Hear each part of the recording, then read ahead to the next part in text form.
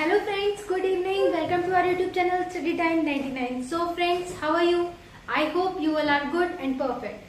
Friends, today's our topic is kinds of verbs. Friends, हमारे पास verbs के kinds हैं. Okay, so we have three types of verbs.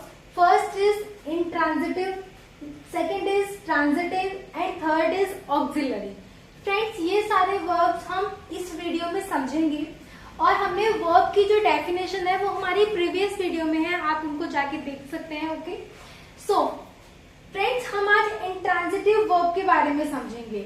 इसको हिंदी में क्या बोलते हैं? अकर्मक क्रिया.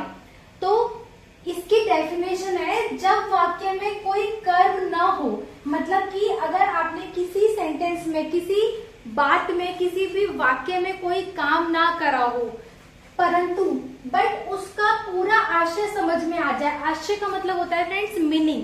अगर उस सेंटेंस में कोई भी कर्म ना हो, कोई भी आपने काम ना कर रखा हो, लेकिन फिर भी उसका पूरा मीनिंग समझ में आ रहा है, तो फिर हम क्या करते हैं? तो उस वाक्य की क्रिया को इंट्रांजिटिव वर्ब कहते हैं. ओके, तो जैसे if we take example, then first is the dog barks. तो फ्रेंड्स, ये जो बार्क्स है ना, ये क्या है? इंट्रांजिटिव वर्ब है. कहने का मतलब कि अगर बार्क की बात हो रही है तो बार्क मतलब क्या होता है? भौंकना.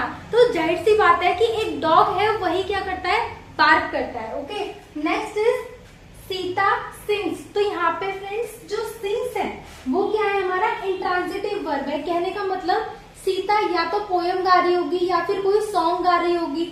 इट मीन्स कि हमें पहले से ही पता लग गया कि अगर वो गा रही है तो या तो कोई लड़की गा रही होगी या फिर कोई लड़का गा रहा होगा, और वो या तो पोयम या फिर कोई सॉन्ग गा रहे होंगे. ओके, तो इस वर्ब से ही हमें क्या पता लग रहा है कि इसका कोई कर्म नहीं है, इसने कोई काम नहीं कर रहा है, लेकिन फिर भी इसका मीनिंग हमें क्या आ रहा है? समझ में आ रहा है. ओके, तो इसीलिए हम इसको क्या बोलेंगे? इंट्रांजिटिव वर्ब कहते हैं. Next is Rama rights. अब फ्रेंड्स, की जो राइट्स है ना, ये राइट्स क्या होगा? हमारा इंट्रांजिटिव वर्ब होगा, क्योंकि जब राइट है तो जाहिर सी बात है कि वो कुछ भी लिख रहा है, एनीथिंग, मतलब कि लेटर हो गया, एसे हो गया, या फिर अपने मैथ्स के सम सॉल्व कर रहा है, वो कोई चीज लिख रहा है. तो वो जो लिख रहा है, लिखने को ही हम, लिखने से हमें पता लग गया कि वो अपनी कॉपी में कोई भी चीज नोट डाउन कर रहा है. दैट मीन्स कि राइट्स जो है ये हमारा इंट्रांजिटिव वर्ब कहलाता है. Next is the birds fly. अब फ्रेंड्स, यहाँ पे फ्लाई क्या है? हमारा इंट्रांजिटिव वर्ब है. तो क्या उड़ रहे हैं? उड़ रही है कोई चीज. अब वो कोई भी चीज जरूरी नहीं है कि हमारी बर्ड्स हो. ये हमने एग्जांपल लिया है. फ्लाई बर्ड्स भी करती हैं. हम क्या नाम है, वो काइट्स वगैरह ये सब उड़ाते हैं. तो ये सारी चीजें भी क्या, ये हमारे इंट्रांजिटिव वर्ब्स में ही आएगी. यहाँ पे द काइट फ्लाई, तो हम ये भी लिख सकते हैं. तो वहाँ पे इंट्रांजिटिव वर्ब जो है वो ओनली फ्लाई आएगा. ओके, तो ये हमने एग्जाम्पल लिया है कि the bird, Sita, the dog, Rama. तो ये सारे हमारे एग्जाम्पल हैं, बट मेन हमने क्या समझाया है? इंट्रांजिटिव वर्ब्स क्या है?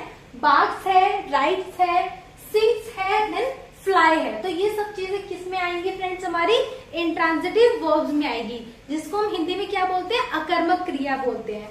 फ्रेंड्स, हमारी नेक्स्ट वीडियोस में आप transitive verbs and auxiliary verbs के बारे में पढ़ेंगे. Okay friends, thank you so much and अपना ही ऐसे ख्याल रखते रहिए.